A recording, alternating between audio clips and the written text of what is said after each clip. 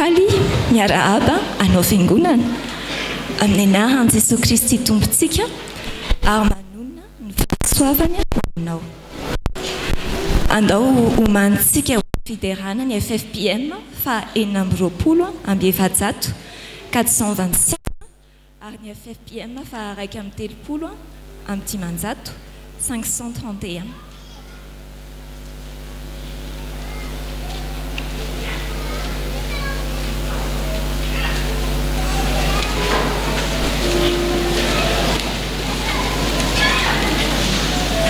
Andao mbola iarahantsika vakina ny perikopantsika androany izay hitantsika ao amin'ny Marka toko 5 dia iarahantsika mamaky ny andininy 13 hatramin'ny 13.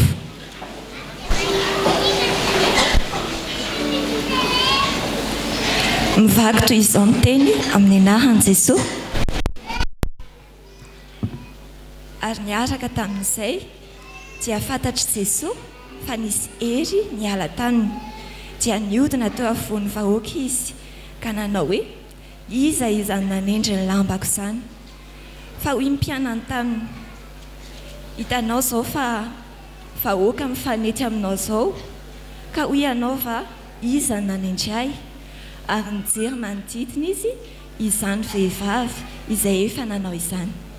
Fa raiky tahotra sady tora-kovitra raha vehivavy satria fantany izay natao taminy, ka dia nankeo aminy izy ka niankohoka teo anatrehany ary nambarana ny marina rehetra. Amen.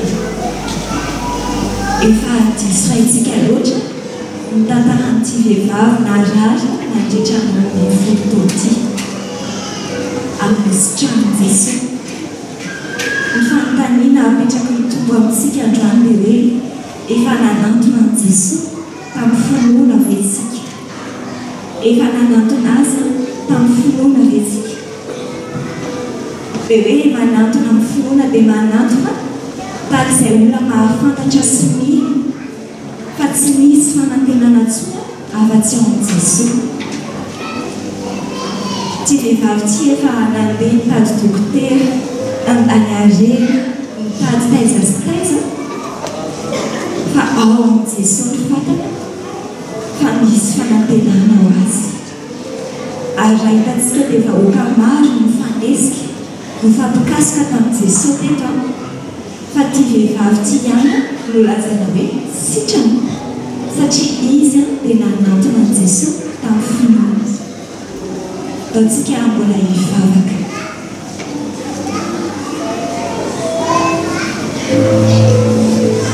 Mbola fendrisana anao ny fonay iray malala ranay amin'ny alalan'i Jesosy Kristy tomponay. Misaotra izay amin'ny ohatra aseho an'ity vehivavy ity, misaotra izay amin'ny finoana naseho mba hianaranay koa. Tompo dia tahaka ny nanantonana anao tsy amin'ny salasalana na dia maro aza ny vahoaka. Tario izay Tompo hitady anao, anantona anao, na inona na inona mety sakana ao atrehanay. Tahaka ny nanantenany anao ho any mpamonjy azy, anasitrana azy. Mampianarana Tompo mba ametraka eo aminao koa ny hoavinay, indrindra ny mandrakizay izay mombana rehetra mba hanantenanao izany. Tompo dia tahaka ny tarihanao anazy tsy ionona amin'izay fahasitranana raha-batana fotsiny fa anana fifandraisana manokana aminao ka ilaza aminao marina rehetra. Tario koa izay Jesosy mba tsy ionona amin'izay valombavaka hita amin'ny masonay fotsiny fa anana fifandraisana manokana aminao, ilaza izay marina rehetra momba ny tenanay. Ary ianao Tompo anamarina ny teninao aminay, anasitrana ny rofinay rehetra ianao, ho andriny fiadanana ho anay ianao, hanome fiadanana ho amin'ny fananay.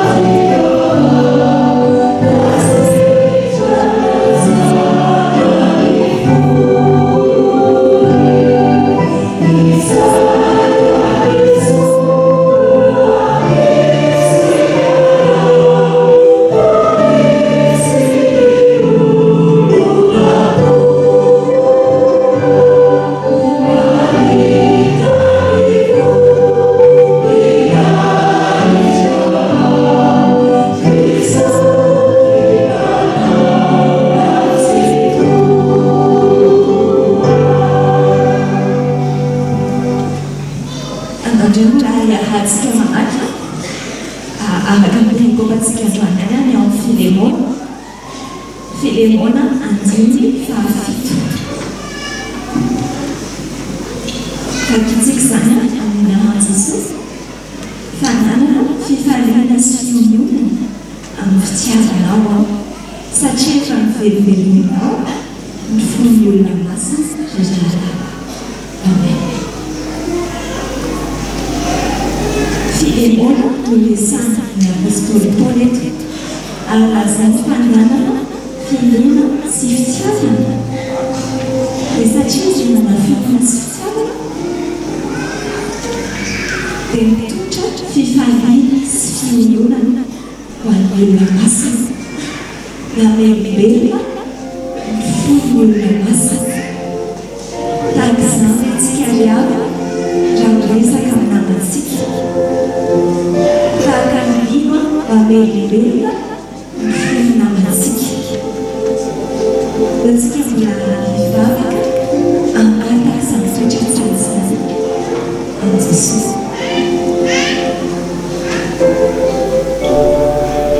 Jesosy tokoa raha mandinika ny teninao zahay mandinika ny toetra ny Filemona dia maniry izay tahaka azy ampiorery izay anafivonana mamazy Jesosy tahaka ny Filemona ary finoana mamokatra fitiavana fitiavananao Andriamanitray fitiavana rahalay mamokatra fitiavana mampiseho fitiavanao Andriamanitray ampiorery izay tompoana finoana mafy ka tahaka ny Filemona dia hiezaka mafy izay izara finoana mafy ambandroso filazana tsara anao tontolo tahaka ny Filemona dia omeo fitiavana zahay ampianarina fitiavana zahay kakaba hoy izahay izany manana fitiavana mamelombelona ny fonanay mitondra fifaliana sy fiomonana ho an'ny manodidina ary dia mahatratra ny fiainanay amin'ny anarana Jesosy Kristy anaovana izany avakizany. Amen.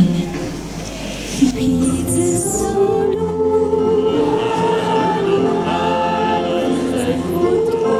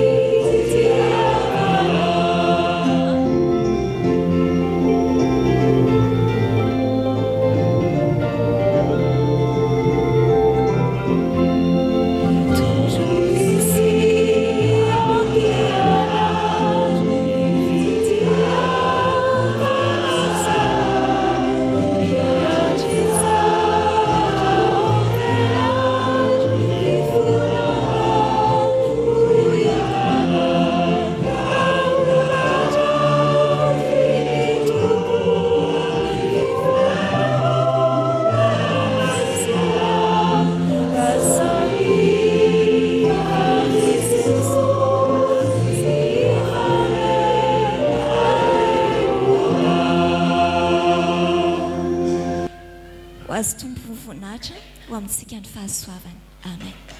Ho an'izay rehetra mahalala an'Andriamanitra sady voantso no masiny. Ho amintsika ny riavana mahalala ny fahasoavana, ny fiadanana ary ny famindrampo avy amin'Andriamanitra ray sy Jesosy lay tompony finoantsika sady mpanefa izany. Izao alahady faharoa amby roapolo ny volana septambra taona 2024 izao dia alahady fahafito ambin'ny folo manaraka ny Trinité.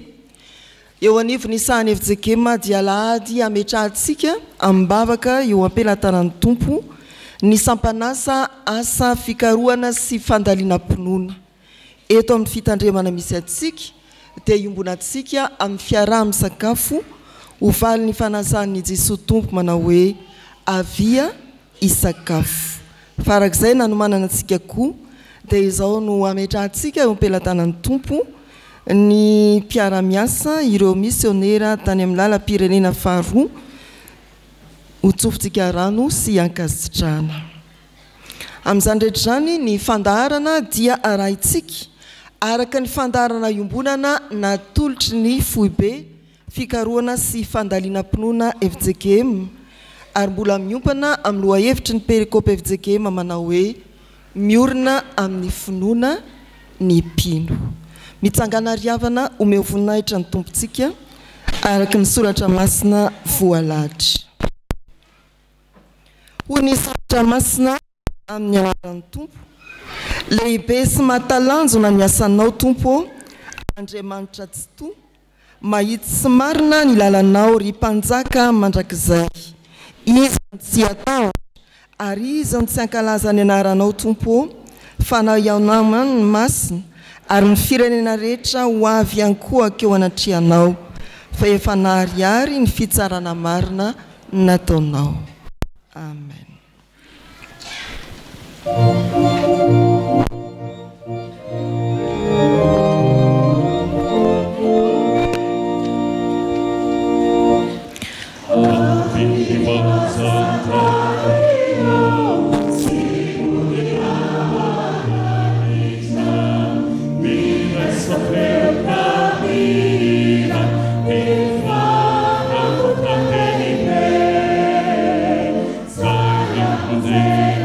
Maru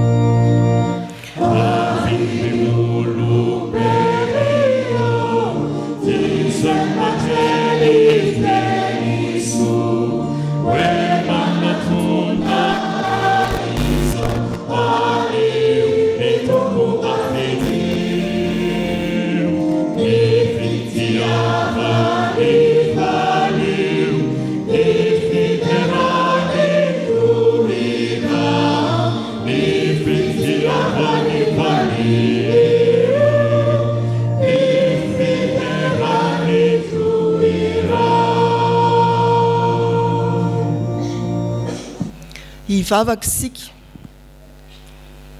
Ry Tompo Andriamanitra tsy toa notarianao amin'ny lala mahitsy sy marina izahay, ka miara-batena raha tonga soa ato an-tranonao amin'izao alahady 2 ny volana septambra taona 2024 izao.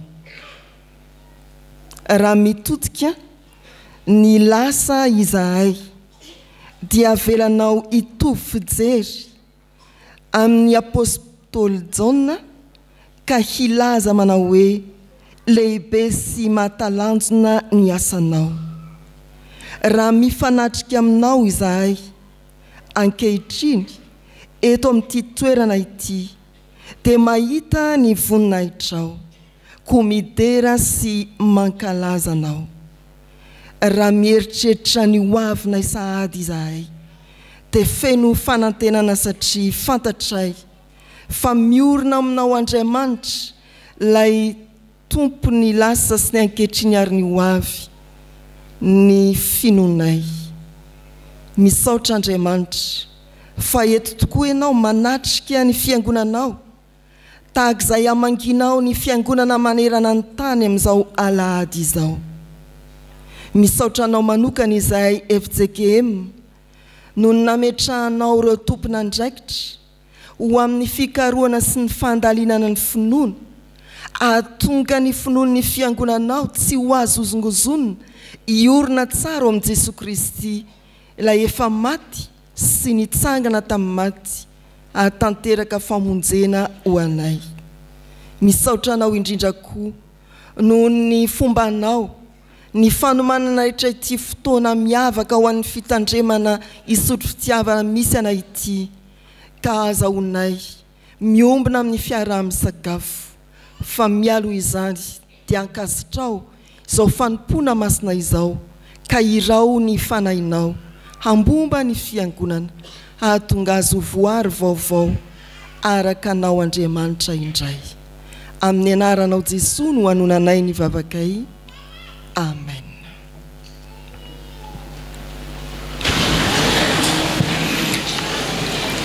Eno iampanajana ary eritrereto tsara ry havana ny teny manambara ny sitrapon'Andriamanitra amintsika fiangonana.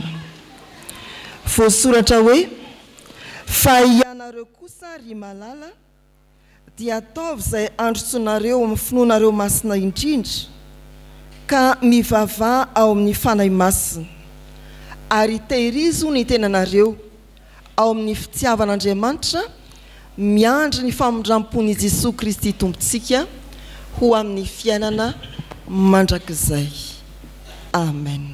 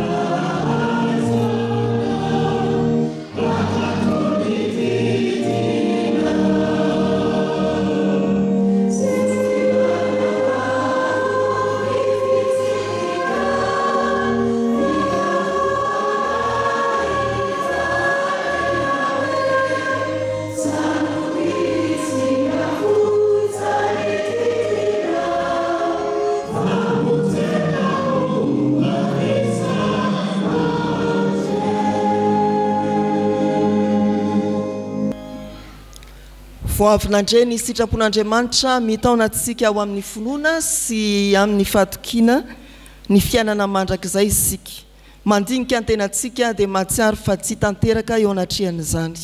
Ndiany iaiky ny fahotantsika anaraka izao tonombavaka izao dia angata-pamelana amin'Andriamanitra. Hivavaka isika. Mitaonanay androso amin'ny finoana masina indrindra ny sitraponao Andriamanitra, fa izahay mihemotra, izahay mienahena, mamela anay. Mitaonanay hivavaka, ahery hivavaka ao amin'ny fanahy masina ny sitraponao Andriamanitra, fa izahay malaina mivavaka, antony manokana no ny fahaterena, no hony fahasoavana miavaka ihany, no mahatonga anay anonona vavaka eo anatrehanao. Mitaonanay hitahiry ny tenanay ho amin'ny fitiavanao Andriamanitra eo ampiandrasana ny fahatanteran'ny fiainana mandrakizay ny sitraponao, fa izahay variana ny amin'izao fiainana mielina izao, aza isaina ny fahadisoanay. Ankehitriny Andriamanitra, matahotra sy miororo izahay noho ny amin'i Jesosy Kristy zanakao, esory ny tahotra ty anatinay noho ny fahotana ary avoty izahay. Indreto izahay omeo tokindray fa efa nantsonao tamin'ny anarana tsiraray avy teo amin'ny alitara masina, ary dia raiso ao amin'i Jesosy Kristy mandrakizay. Mianoa ny vavakay Tompo amin'ny anaran'i Jesosy. Amen.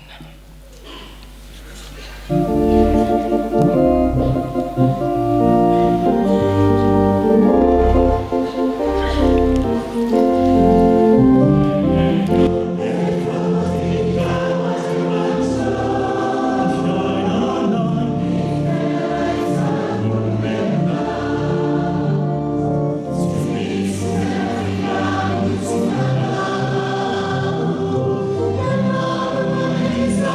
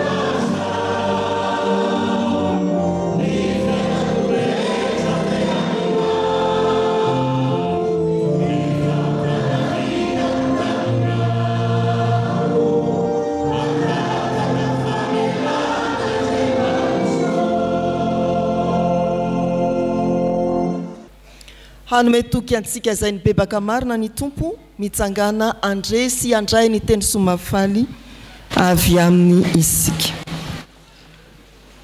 Voasoratra hoe aza matahotra ianao fa efa nanavitra anao aho, efa niantso ny anaranao aho ianao.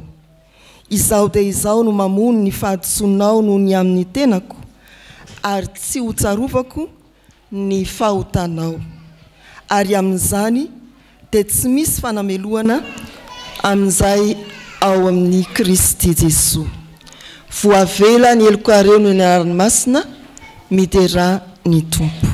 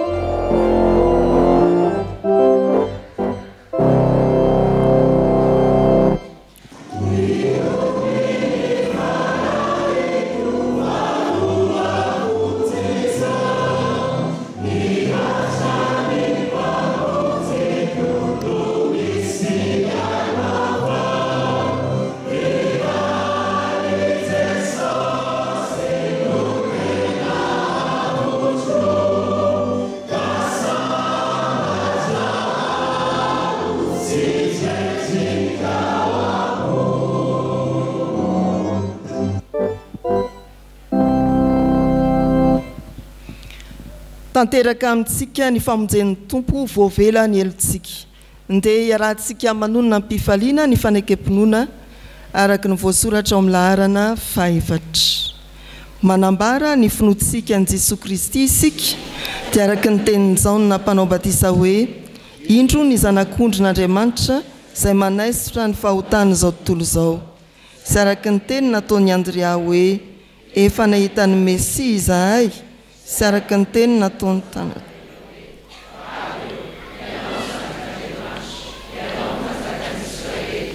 Sy araka ny teny nataony Samaritana hoe ny tenanay no nandre ka fantatray fa izy tokoa ny mpamonjy izao tontolo izao. Sy araka ny teny nataony Petera hoe ianao ny Kristy zanak'Andriamanitra velona, ianao no manana ny teny fiainana mandrakizay. Sy araka ny teny nataony Tomasy hoe tompoko sy Andriamanitra. Amen. Manonona ny fahasoavan'ny tompo amin'ny ankizy sy tanora. Mitsangana hanao ny hira voalahatra ary tsy hipetraka isika raha tsy vita ny vavaka.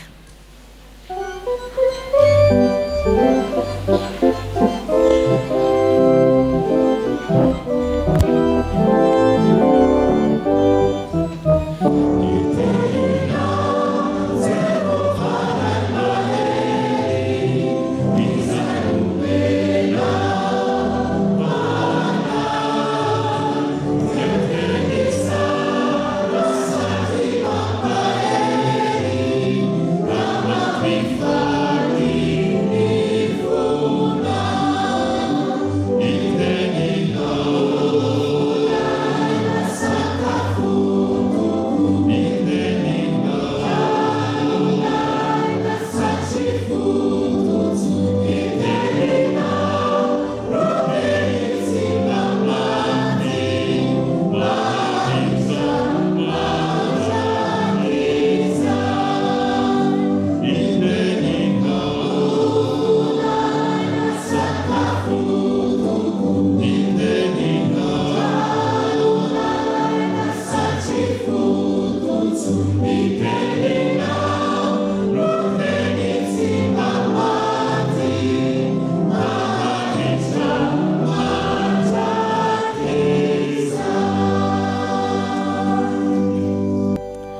hivavaka isika.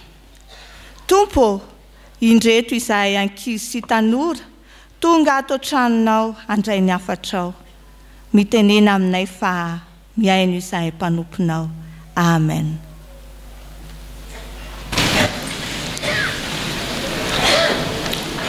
Exodosy, toko 14, ka ny 9:1-3. Exodosy, toko 14, 9:1-3. Ka ny 9 tapany voalohany no akatsika 4 anio. Amin'ny anaran'ny Tompo dia nino ny olona. Inona ary no ninon'ny olona araka ny voalaza eto? Ny teny nampitondrain'i Jehovahandriamanitra any Mosesy sy Arona. Ary ny olona lazainy eto dia ny zanak'Israely, ilay firenena novidian'Andriamanitra. Mosesy no nitarika azy ireo. Mosesy anefa dia tsy nahay teny loatra fa votsavava.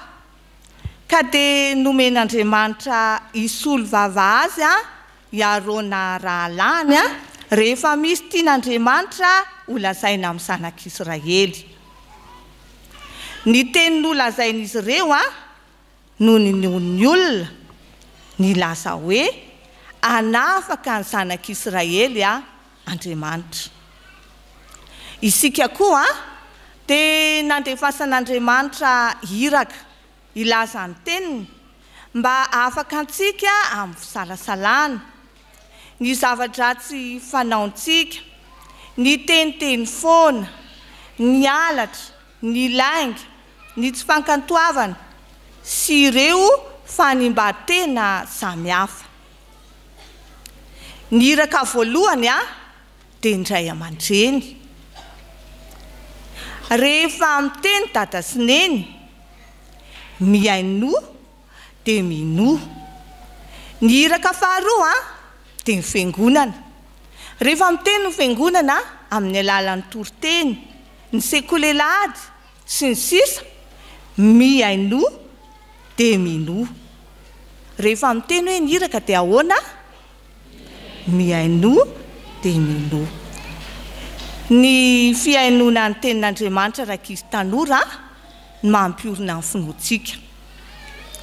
Miaino ny tenin'Andriamanitra ary sika dia ho lazaika amintsika koa ny hoe dia nino ny olona. An'Andriamanitra voninahitra. Amen. Mbola hiara hivavaka isika.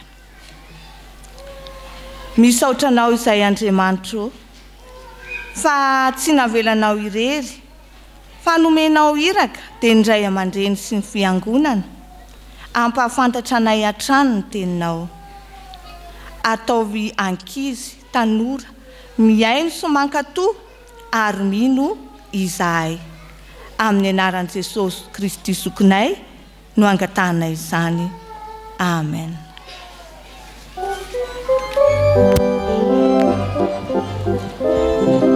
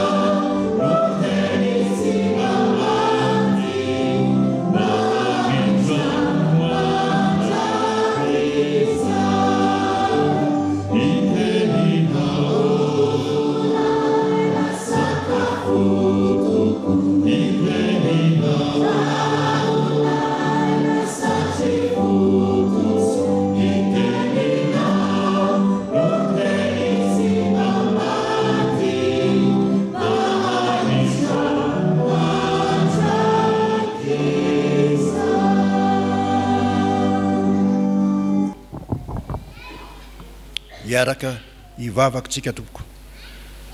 Ry Andriamanitra, rainay izay any an-danitra, ary miaraka aminay eto amin'izao fotoana izao, masina indrindra ianao.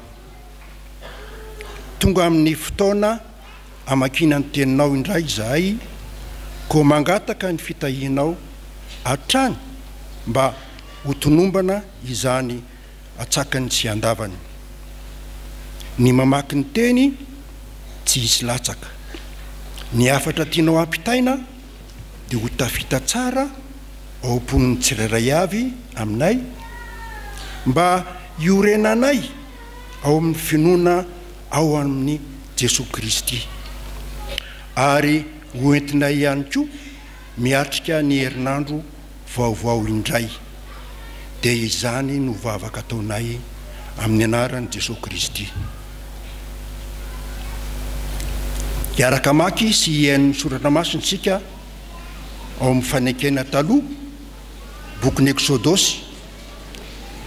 Eksodosy toko faha-efatra, andininy fa-fito amby roapolo ka hatramin'ny fa-raiky amby telopolo. Eksodosy toko faha-efatra, andininy fa-fito amby roapolo ka hatramin'ny fa-raiky amby telopolo. Rehefa hita dia hovakiana amin'ny anaran'ny Tompo. Ary ho Jehova tamin'ny Arona, mandehana hitsena ny Mosesy any anefitra, dia lasa nandeha izy ka nifanena taminy tao amin'ny tendrombohitr'Andriamanitra dia nanoroka azy. Ary nambara amin'ny Mosesy tamin'ny Arona izay teny rehetra efa nanondrahan'i Jehova azy sy izay famantarana rehetra efa nandidiny azy. Dia lasa nandeha Mosesy sy Arona ka nanangona ny loholon'ny zanak'Israely rehetra. Dia nolazainy Arona ny teny rehetra izay efa nolazainy Jehova tamin'ny Mosesy, sady nataony teo imason'ny olona ny famantarana. Dia nino ny olona, ary rehefa reny fa Jehova efa namangy ny zanak'Israely ka efa nitsinjo ny fahoriany, dia niondrika izy ka niankohaka.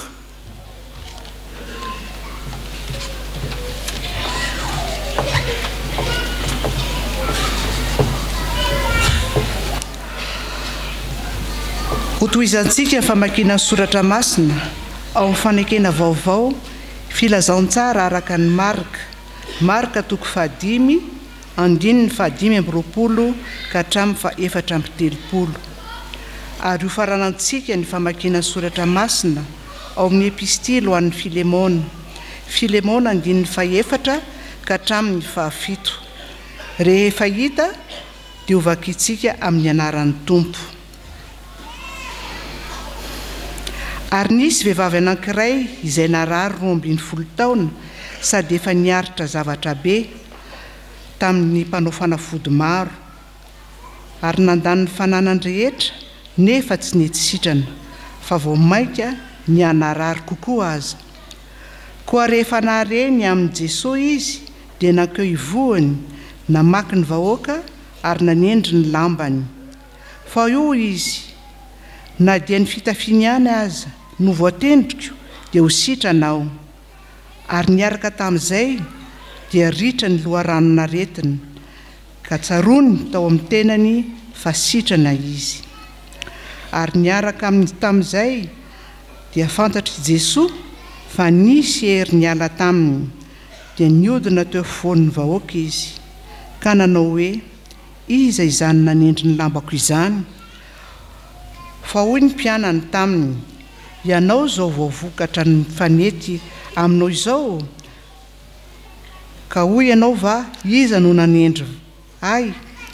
Ary nijerina ny didiny izy, izay ny vehivavy izay efa nanao izany.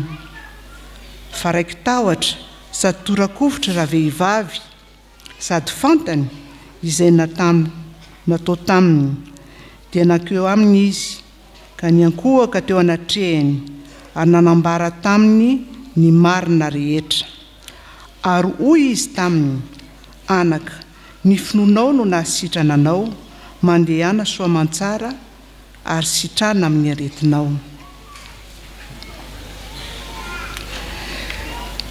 Misaotra an'Andriamanitra mandrakariva aho raha mahatsiaro anao amin'ny fivavahako, satria reko ny fitiavanao sy ny fininao izay anananao an'i Jesosy Tompo sy ho an'ny olona masina rehetra, mba hiasa mafy ho an'i Kristy ny fiombonana avy amin'ny finoanao, amin'ny fahalalana tsara ny zavatra rehetra izay ao anatinareo. Fa nanana fifaliana sy finoanana amin'ny fitiavanao aho, satria efa novelombelominao ny fon'ny olona masina ry rahalahy. Amen.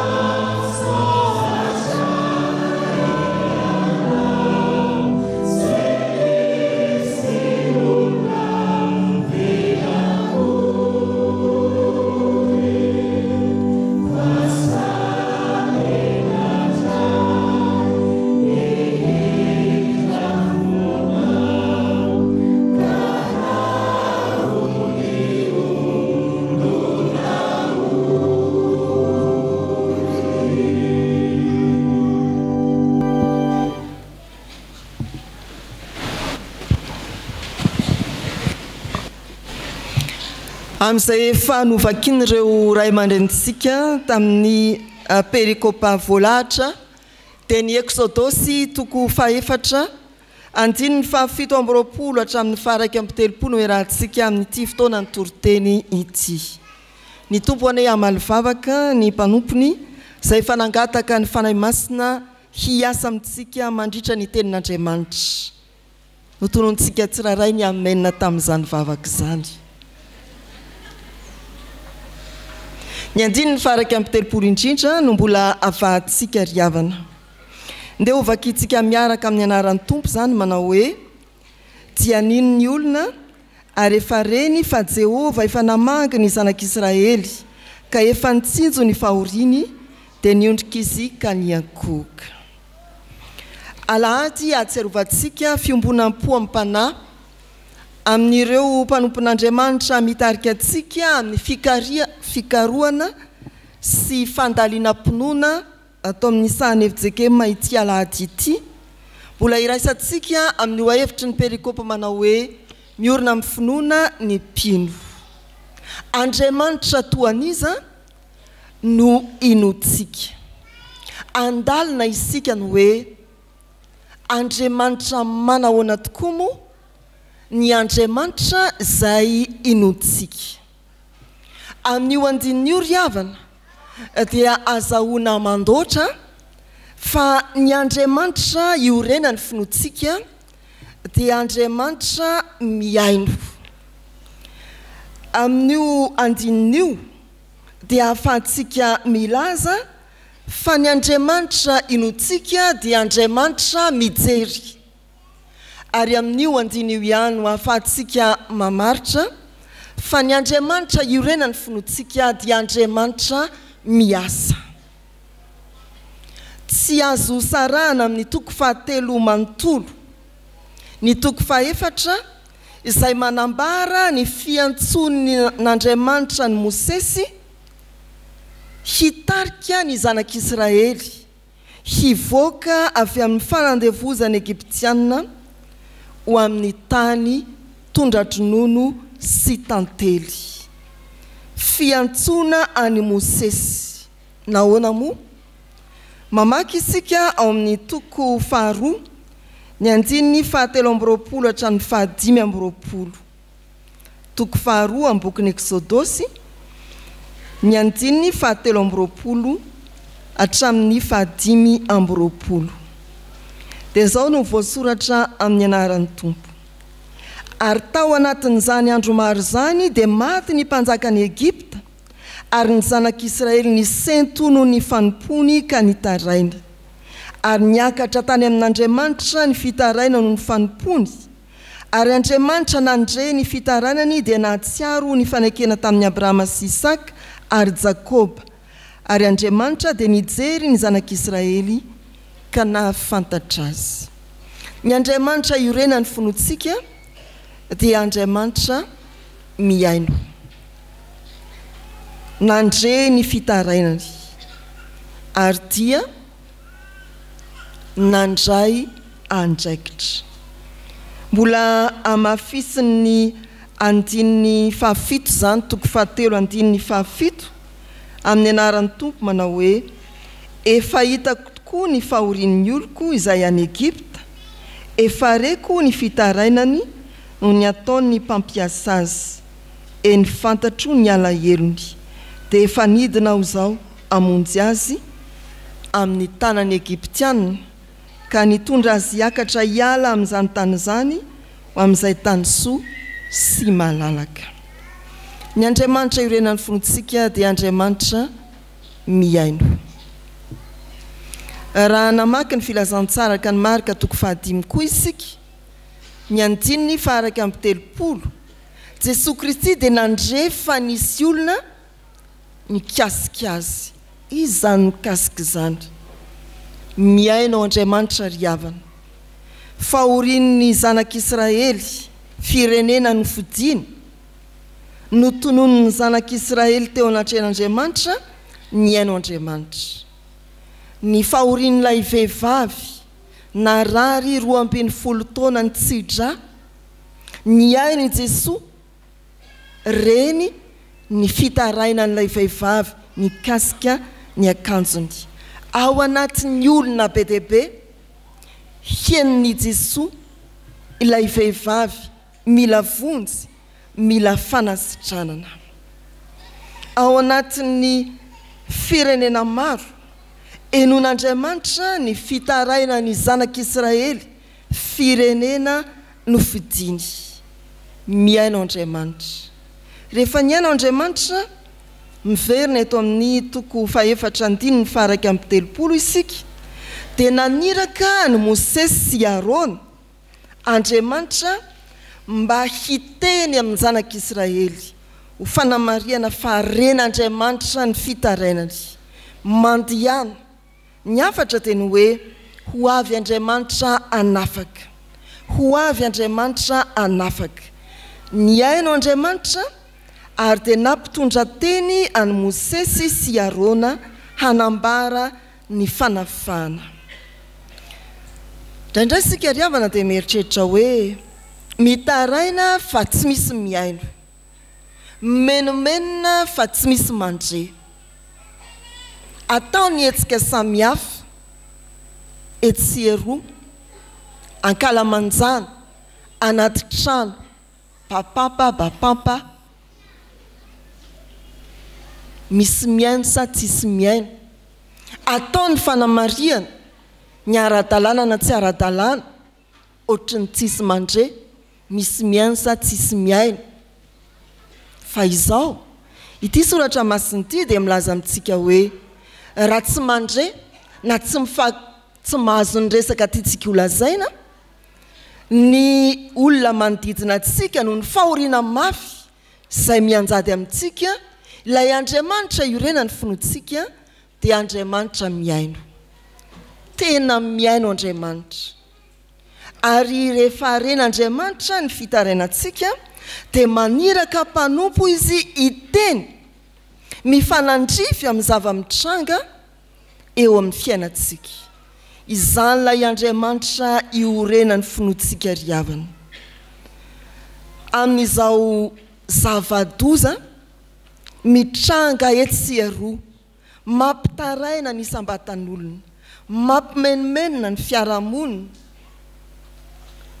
ary mahatonga antsika tena ifampiresaka karazana tsy fandriam-pahalemana karazana fahoriana any amin'ny isam-pianakaviana any amin'ny ankonana dia izao no tsarovy mandre Andriamanitra tandremo nefa sao tsy miorina ny finoanao ka any an-kafa ianao mitaraina to miteny amin'ny rivotra ianao raha mba milaza ny zavatra mahory anao tandremo sao any an-kafa ianao no hiteny fa satria miaino Andriamanitra aoreno ny finoantsika amin'ny olana izay mahazo ny firenena amin'ny sarotra izay mety lalova ny fianakaviana amin'ny zava-manahirana ny isa-tokantrano ary ny zava-tsarotra mety andalovanao manokana fantaro fa Andriamanitra izay inoantsika dia Andriamanitra manatsofina sady miaino aoreno ny finoantsika fa amin'izao andinin'izao koa dia voatsipika fa ilay Andriamanitra ny zanak'Israely Andriamanitra iorena ny finoantsika dia Andriamanitra mijery hoy ny soratra masina ary rehefa reny fa Jehova efa namangy ny zanak'Israely ka efa nitsinjo ny fahoriany dia niondrika izy ka niankohaka namangy sy nitsinjo namangy ary efa nitsinjo ny fahoriany ireo voambolan'ireo ry havana raha tomorina dia milaza fa ilay Andriamanitra ny zanak'Israely izay Andriamanitra ivavahantsika koa mandraka ankehitriny dia Andriamanitra miditra any an-tokantranontsika izay ilay hoe mamangy ary mitsinjo raha ny dikany dia hoe koa mitsidika mbola miditra any an-tokantrano ihany zany fa tsy mitsidika eo am-baravarakely ny voambolana hoe mamangy dia miaraka indrindra amin'ny fahoriana raha zohy manjo ny olona ny teny hoe kosa mitsidika dia ampiarahana amin'ny famangina raha toka marary ny olona anankiray ilao zany ny fiteneny dia amangy marary tsia amangy manjo fa tsy amangy marary itsidika marary no filaza zany hoe ny zanak'Israely dia sady to hidira manjo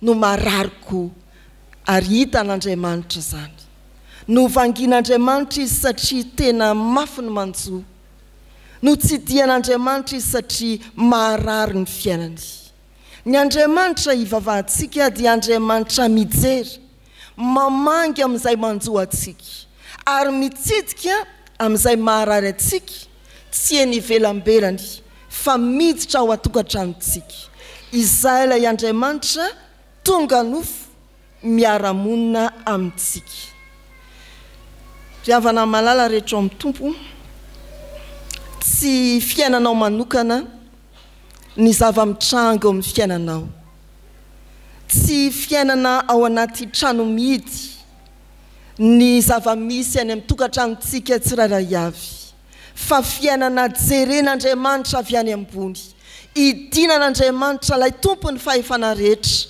any an-danitra sy ety an-tany te hiditra amin'izany Andriamanitra anjaranao ny sisa amoa ny varavarana ho an'Andriamanitra ve ianao ao anatin'ny fonao hampiditra n'Andriamanitra eo amin'ny fiainatokantranotsika ve isika fa mahita izy ary mamangy sy mitsidika zao vanim-potoana zao angamba mety mahalana ny mamangy ianao ray aman-dreny ny zanaka mety ifampitadiavana ny fotoana ifamanginy ny piraitam-po fa isan'andro mandrakariva Andriamanitra dia tonga mamangy ary mahita ny manjoantsika isan'andro ary mandrakariva Andriamanitra dia tonga mitsidika ary mahafantatra tsara ny maharary antsika izany lay Andriamanitra mamangy sy mitsinjo ary mahita ny fahorian'ny olony ny Andriamanitra ivavahantsika iorena ny fonotsika dia Andriamanitra mamangy sy mitsinjo fa ny fahatelo ny Andriamanitra ivavahantsika dia Andriamanitra miasa ny afatra nampitondraina ny Mosesy sy Arona dia filazana hoe hanafaka ny zanak'Israely izy ao amdika teny ombonana eto Madagasikara io andininy faharaiky amby telopolo io dia lazaina koa hoe dia nino ny vahoaka ary nahatakatra fa Andriamanitra dia efa nahita ny fahoriany tokoa ka anao fanafana ho an'ny vahoakany nahita ny fahoriany tokoa ny tompo ka hanao zay hanafana azy hiasa Andriamanitra ny teny nampitondraina dia ny filazana ny fidiran'Andriamanitra ntsehatra ka hiasa ho amin'ny fanafana ny zanak'Israely amin'ny fahoriany fikasan'Andriamanitra tsy miravoravo tanana vonina hiasa sy hanafaka izany riavana teny fikasan'Andriamanitra milaza famonjena avy amin'ny Mosesy sy Arona dia torak'izay ihany raha miatrika zavatra manahirana isika fiangonana atao anatiny na fiangonana eny amin'ny fiarahamonina tahaka ny mpiarahamonina rehetra dia tsarovy fa tsy miravoravo tanana ao anatin'izany Andriamanitra tena miasa Andriamanitra matoki fa tsy mitazapotsiny Andriamanitra mampitondra teny ho fampahirezana izy mampitondra teny ho tanterahana izy izay ilay Andriamanitra inotsika tsy miteny femiteny izy fa raha miteny izy dia miasa raha miteny izy dia miasa manana fikasana tokoa ny amin'ny fiainako sy ny fiainanao Andriamanitra ary manakambara amin'ny zava-misy sy mitranga amin'ny toe-javatra rehetra amin'ny karazan'olona rehetra matoki fa Andriamanitra miasa ny Andriamanitsika aoreno amin'izany Andriamanitra miasa zany finonao misy Andriamanitra ohatrany tsy anino tsy aninona mivolanao foana ny lany 12 taona ilay vehivavy narary efa lany aiky tamin'ny fijaboana tady sy aroa fa tsy mba zany ny Andriamanitsika vao mikasika manatona sy mikasika ny tompo isika dia hiasa izy ry havana malala rehetra amin'ny tompo miorina amin'ilay Andriamanitra miaino ny finotsika lazao zay tiana ho lazaina fa Andriamanitra tsy leo miaino miorina amin'ilay Andriamanitra mijery mamangy sy mitsinjo ny finotsika aza manao hoe tsy hitan'Andriamanitra ny manjoanao aza mieritreritra hoe tsy miaraka aminay amin'ny fifalianay koa Andriamanitra mijery sy mitsinjo izy miorina ao amin'Andriamanitra lay miasa mandrakakehitry ny finotsika misy asa tian'Andriamanitra atao eo amin'ny fiainan'ny firenentsika eo amin'ny fiainam-pianakaviana sy ny ankonanao ary ny fiainanao manokana avelao hiasa Andriamanitra amen hivavaka isika ry havana adinonay tokoa Andriamanitra rehefa adifitry ny fahoriana sy ny sarotra izahay fa ay ianao Andriamanitra dia Andriamanitra manatsofina ka miaino tsy tsaronay rehefa tena tratra ny mafy izahay fa ay ianao Andriamanitra dia Andriamanitra manamaso ka mijery eny tsy avinay ny tananao Andriamanitra tsy fohy fa mahavonjy miasa amin'ny fotoana rehetra ianao na amin'izay sarotra tsy vitanay eny amin'ny sarotra tsy efana indrindra no indro ianao manatsotra tanana mampitondra teny mampatsiaro fa ny Andriamanitra iorena ny finoanay dia Andriamanitra miasa andro aman'alina. Misaotra anao Tompo fa manana anao Andriamanitra izahay. Misaotra fa Andriamanitra miavaka ianao Andriamanitra ivavahanay ary omeo anay ny fanahy masina mba iorenanay tsara amin'ny finoananao, tsy isalasalanay ny amin'ny fandrenesanao ny vavaka sandratray, ny amin'ny fijerenao ny fiainanay amin'ny tsipiriany. Omeo anay ny fanahy masina, tsy ampisalasalana intsony fa Andriamanitra miasa ianao ary tonga amin'ny fotoananao Andriamanitra ny heriny tananao. Ho amin'izany ary Tompo amin'ny finoana no entinay manatona anao mba tsy njovy tahaka an'ilay vehivavy narary izahay, manatona anao ka mangataka ny mba amanginao ny manamanjo rehetra, ny hitsidianao ny marary, ny anafahanao ny voafonja, ny anomezanao fiadanam-po ireo misedra olana ary ampitrakanao zay mety very fanantenana kakivy. Eny apetraka eo ampelantananao Tompo ny fiainanay tsiraray avy reto, manomboka amin'ny kely indrindra ka hatramin'ny zokiolona indrindra. Amin'izany ianao ilay nahary anay hatrany ankibon-dreninay ny mbola tanteraka ny momba anay rehetra. Tononay eo aminao ny manodidina anay ray aman-dreny na iray tapo, zanaka na vady, fantatrao ny amin'izy ireo Andriamanitra.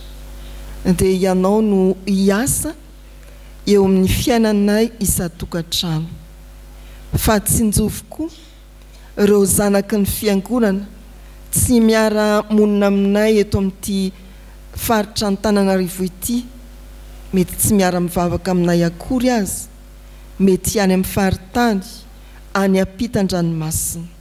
Tompo, avy petraka tokoa ianao ariva avy jery dia vangio izy ireny. Apetraka eo ampelantananao ny firenenay, ao anatin'ny zava-mitranga mampitaraina, mampimenomenina, fa amin'izany dia aza velanao diso fiantena fa ny fitaraina sy ny fimenomenonanay fa ho raisinao Andriamanitra. Ataovy ho zava-dehibe ny vavaka sandratray kristianina ho an'ny firenena ary valio sy anehoany herinao miasa amin'ny fomba mahagaga izany. Efa nampijoro ny fiangonana ianao Andriamanitra eto anivon'izao tontolo izao. Aoreny ny finoan'ny fiangonana mba hiasany manan-kery ho vavolombelonao eto amin'ity tany ity. Matoky izay fa Andriamanitra mihaino vavaka ianao, mamaly ary hiasa araka ny fombanao tsy takatry ny sainay. Ny fikasana tsara ao anatinay tsiraray avy, ho amin'ny fianarana, ho amin'ny asa mandrara, ho amin'ny fanorena mpanambadiana, na inona Tompo ianao no mahalala. Ampio izay fa tsy ho efireny raha tsy ny tananao Andriamanitra mihitsy no hiaraka aminay. Fezinay izao vavaka izao amin'ny nampianarin'i Jesosy manao hoe rainay izay ny an-danitra, ho amasinina ane ny anaranao, ho tonga anay ny fanjakanao, atao anay ny sitraponao ety an-tany ho taky ny an-danitra. Meo anay anio izay nasaza ao anay ary mamelany eloka hitahaka ny namelanay izay meloka taminay. Aza mitondra anay mifakapanahy, manafahanay miratsy. Anao ny fanjakana sy ny hery ary ny voninahitra mandrakizay. Amen. Tonga amin'ny famaranana ny tapany voalohany amin'izao fotoana izao isika riavana mitsangana anao ny hira mialoha ny tsotra.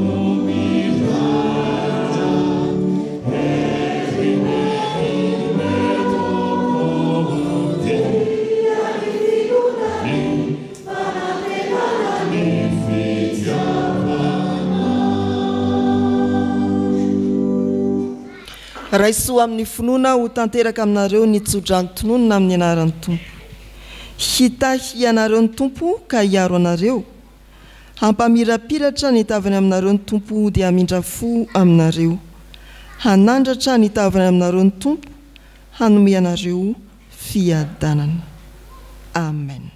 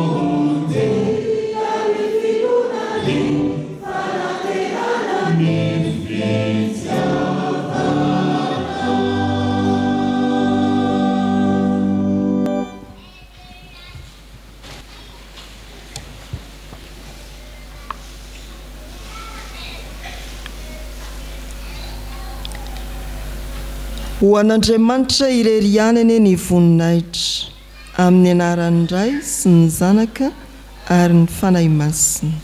Amen.